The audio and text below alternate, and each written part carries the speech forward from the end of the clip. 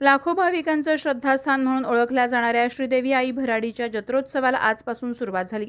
अगदी जत्रेच्या पहाटेपासूनच या ठिकाणी भाविकांची तुडुंब गर्दी पाहायला मिळत आहे। तर दर्शनासाठी देखील भाविकांच्या मोठ्यात मोठ्या रांगा लागलेल्या दिसत आहेत। तर कोकणात आंगणेवाडी आणि कुणकेश्वर या दोन जत्रा मोठ्या उत्साहाने होतात, तर चाकरमानी वर्गाची देखील मोठी उपस्थिती या जत्रोत्सवांना पाहायला मिळते।